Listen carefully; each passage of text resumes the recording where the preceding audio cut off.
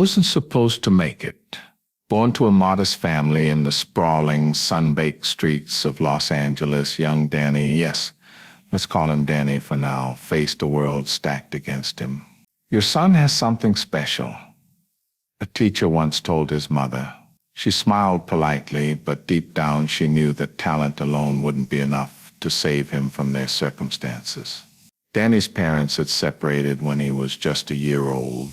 His mother, now raising him alone, juggled several jobs to keep food on the table. Their neighborhood, let's just say it wasn't the kind where dreams flourished easily. Still, Danny dreamed. One day he told his mother, "I'm going to be on TV. People will know my name." She'd smile again. "Of course you will," she'd say, though she'd glance at the eviction notice taped to the refrigerator. But Danny's determination was infectious, even in the face of their modest beginnings. He begged her to take him to auditions. "Danny," she sighed one day after another failed casting call, "maybe we need to think of something more practical." "I'm going to make it, Mom.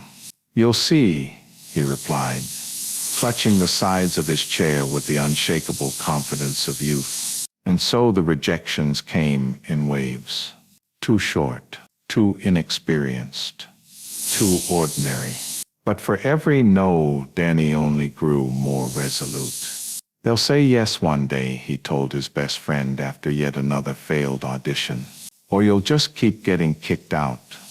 His friend joked, patting him on the back. The truth was, Danny wasn't entirely sure himself. The grind of auditioning was brutal, especially for a kid from his neighborhood. Sometimes he'd come home and collapse on the couch, staring at the cracks in the ceiling, wondering if his mother had been right all along. Then came the first break, a commercial. It wasn't much, just a 30-second spot for a cereal brand. But it paid the bills and put Danny's face on TV. For the first time he felt like he belonged. But commercials weren't enough. Danny wanted more. He wanted to act, to tell stories that mattered. One day a casting director saw something in him. "You've got a rawness," she said, scribbling notes as he performed a scene from a Shakespeare play in her cramped office. "Is that good?" Danny asked nervously. She looked up and smiled. "It's very good." The role was small, but it landed him on the set of a television show. For the first time, Danny was surrounded by real actors, people he'd only ever seen on the screen. He soaked it all in.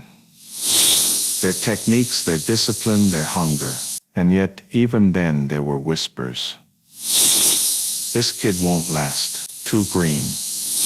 Too ambitious." But Danny's ambition was precisely what set him apart. He worked harder than anyone else. When other kids his age were out playing or getting into trouble, Danny was memorizing lines, rehearsing, and learning everything he could about his craft. By the time he was a teenager, the offers were coming more steadily.